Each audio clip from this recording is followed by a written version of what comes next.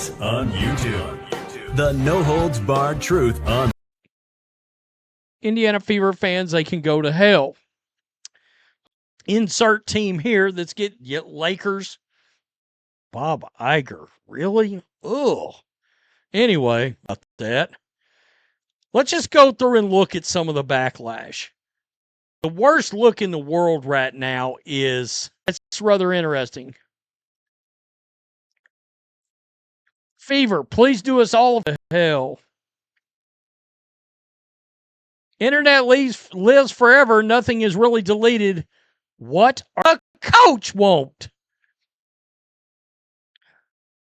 Fans really are responding loudly here, and the contrast being pointed out is real. Stephanie White's message about love and kindness landed very differently, once it was immediately followed by telling frustrated fans they could go to hell. That juxtaposition alone is doing a lot of the work in this entire controversy. Your coach lied to everybody, caught in 4K, issue an honest, humble apology, or go to hell. Quote, I didn't see it. She's getting destroyed. She's getting worked. I mean, wow. Enjoy it now because you guys are a fucked up organization, don't deserve the player of her caliber. Fire that stupid ass coach. The claim that White didn't actually see the Carrington foul happen live, while photos and videos circulating online appear to show her looking directly at the play, is a real, disputed claim. Yahoo Sports covered fans presenting exactly this damning evidence argument. It's not confirmed fact that she's lying, but it's a real, documented piece of the backlash, not something invented for this video. It's a man, baby. Okay. Performative outrage, the leftist theater kids can't help themselves. Everybody else can go to hell. Yeah, that is love, grace, and kindness. Maybe she should follow her projected words. Fact is, she did not stand up for her player.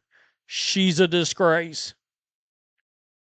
The questions here are fair ones for any coach in this situation. Why address online criticism this directly and this late, rather than staying focused on the team? That's a legitimate strategic critique of how she chose to handle the moment, independent of whether her underlying explanation holds up. Destroyed.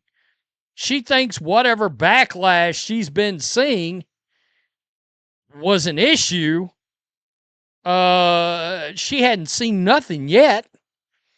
You're telling your paying customer to go to hell. And you can't try to backtrack this now. That's exactly what you did.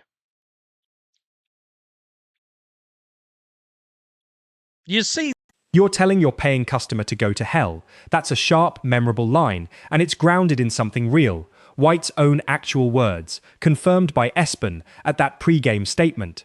Telling frustrated ticket-buying fans off is a real, quotable moment in a story about fan relations.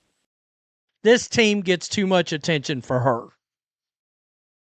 Plain and simple. That's why I've said before you needed an NBA coach. Somebody that can handle all the scrutiny that's going to come with being the coach of Caitlin Clark.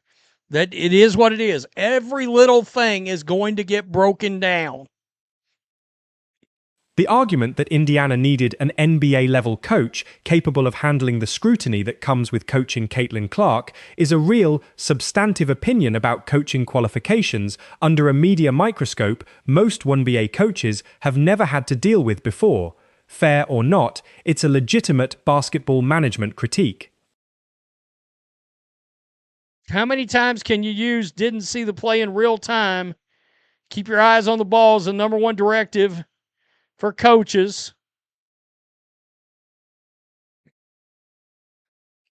The so-called online community is not trying to create any sort of narrative.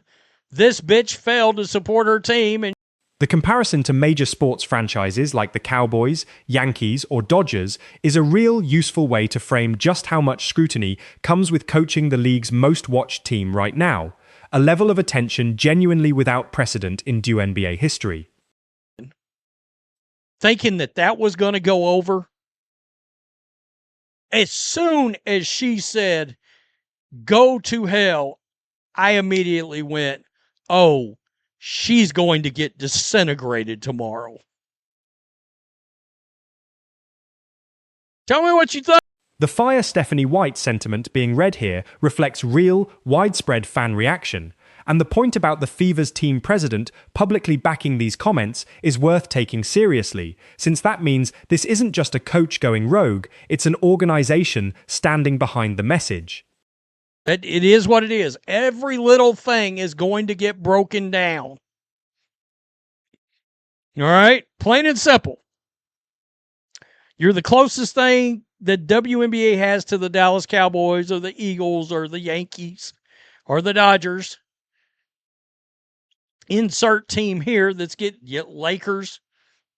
Bob Iger. Really? Ugh. Anyway, I'm not a Lakers fan, so I ain't got to worry about that. Let's just go through and look at some of the backlash. Seriously. Calling for organizational change now, not later, is strong opinionated fan sentiment, but it reflects a real level of urgency in how this story escalated within just a couple of days of White's original comments. The paying customer go to hell. Oh, and they just thought she got booed. I don't know what she was thinking. Thinking that was going to go over. As soon as she said, go to hell, I immediately went, oh, she's going to get disintegrated tomorrow. Tell me what you think. Peace. I'm out. Till next time. The observation that internet leaves lives forever, nothing is really deleted, is a fair, evergreen point about public figures and old quotes resurfacing, and the "I didn't see the play in real time" line getting replayed constantly is exactly the kind of soundbite that follows someone regardless of what they meant by it. Instead of telling them to go to hell is a better move. You know? Okay. Grace, humility, and kindness will win. Now go to hell. She's a complete joke. How many times can you use "didn't see the play in real time"? Keep your eyes on the ball is the number one directive for coaches. This fan reaction gets right to the heart of the actual basketball complaint. That whatever White's explanation, the perception that she failed to immediately and visibly support her own player in that moment is the real, lasting issue driving this entire controversy, independent of any political framing layered on top of it. She went out there and claimed that she didn't actually see the play happen. Now, video and pictures everywhere are showing her looking directly at the play. Well, now you got a bigger problem. And why'd you wait so long to address? The specific claim that White was seen watching the play as it happened is, again, a real disputed piece of evidence circulating among fans, not something confirmed beyond doubt, but a legitimate part of why so many people aren't accepting her stated explanation at face value.